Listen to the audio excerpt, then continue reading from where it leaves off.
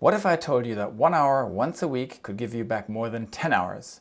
That's not a clickbait promise, that's what actually happened when I finally got my weekly review working. In this video, I'm going to show you exactly how I do my GTD weekly review step by step, so you can stop falling behind, start feeling clear, and actually trust your system again. But before we get into the checklist, let's talk about why this tiny 1 hour habit is the simple biggest reason most people quit GTD without even realizing it. On May 31st, 2014, 9:30 at night, James McDowell steers a private jet onto the runway. He's an experienced pilot. He's flown for Lewis Katz, a millionaire and owner of multiple sports teams, for years. That same morning, he flew this exact jet on a quick trip. Now they're heading home.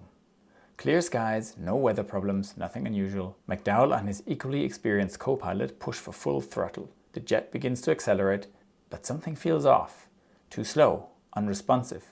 They hectically glance at the instruments, check a few settings, nothing stands out, but still feels wrong. Then they pass the point of no return, so they commit to takeoff, hoping muscle memory and experience will carry them through. But the plane won't lift. It's too slow. The nose won't rise. Way too late, they slam the brakes, but they've run out of runway. The jet tears through the fence and crashes into a ravine. It explodes into flames. Everybody on board is killed. What happened? Well, it's embarrassingly simple. The pilots didn't do their routine plane check before takeoff. The engine and steering lock was still on. That plane was never going to fly. This metaphor is very fitting for your GTD system. It can be a super system like the Gulfstream 4 plane that was used. But if you use it wrong, then it cannot fly. David Allen states this time and time again. Without the weekly review, your GTD system is doomed. Tasks pile up, projects freeze, essentials are missed. Just like the engine and steering lock, it only takes one overlooked detail to wreck the whole flight. That's why the weekly review isn't a nice to have. It's your pre-flight checklist. Miss it and your productivity system is going down. So you get why the weekly review matters. Now let's talk about how exactly to do one. There's two simple steps here. The first step is the prerequisite. And it's not only the prerequisite for the weekly review, but for the whole GTD system. If you fail to do this, there's no way GTD will relieve any stress at all. Here's what that looked like in my life. A few years back, I had the habit to go to the kitchen first when arriving at work. There, I'd make myself a cup of tea and only then go to my desk. Sometimes I'd open my laptop and reply to a few mails while I'm waiting. Or somebody would come to me and we'd discuss an urgent matter. I used to pride myself on carrying everything in one trip from the kitchen back to my desk. My cup of tea, my laptop, possibly a printed out report, maybe a sandwich balanced on top. Most of the time, I pulled it off. I'd walk down the hallway like a circus act, feeling clever because I saved time. And then, of course, one day it happened.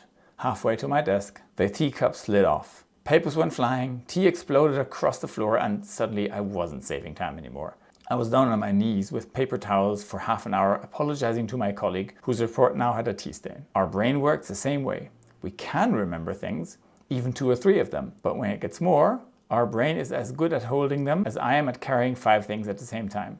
It can go well, but when it doesn't, the cost is way too high. Here's how to avoid the mental tea spill. Find everything that you have captured in your inboxes, so your digital and or physical GTD inboxes, and your work and personal Outlook inbox. Loose notes or post-it, stuff from in your jacket pockets, your wallet, wherever you'd put your reminder item. Then clarify every item. What is it? Is it actionable? If no, put it into the trash, a someday maybe list, or file it. If yes, what's the next step? This is important, as when you actually do the work, you won't reliably always have the time and energy to go through your tasks to find out what exactly needs to be done. And lastly, make sure to empty your head. Get absolutely everything out of your mind and into your system. This is the most important driver of GTD.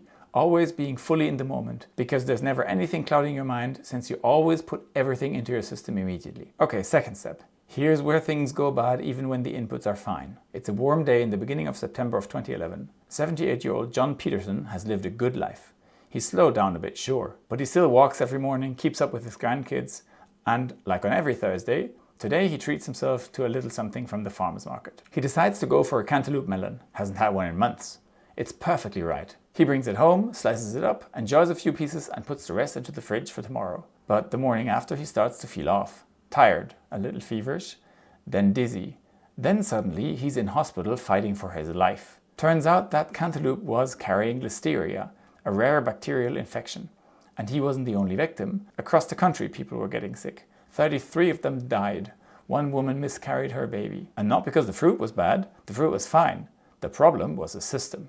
The packing plant that had shipped those cantaloupes hadn't been cleaned properly. Their equipment was outdated, their cleaning process hadn't kept up with the real-world state of their facility. So every fresh and healthy melon that rolled through came out contaminated. The second step of the weekly review is the cleaning. If the packing plant doesn't clean properly, they go out of business. If you don't clean your system properly, it will degrade over time, meaning you'll trust it less and therefore starting a downward cycle that will end up in you ditching it. So what you have to do in this step is review everything. Your next action lists. Go through all your next actions and check. Are they completed? If so, is there any action that follows? Are they actually next actions, so actionable tasks? Do you need to update them? Are they still relevant? Or should they rather go onto a someday maybe list? Then your calendar. What happened in the last week, so since the last weekly review? What is going to happen in the next 2 weeks? Is there anything that follows from that? Then your projects list. Is there any action or anything that comes to your mind when you think through all of your ongoing projects? Your waiting fors. Did you get what you wanted? Do you need to follow up on anything?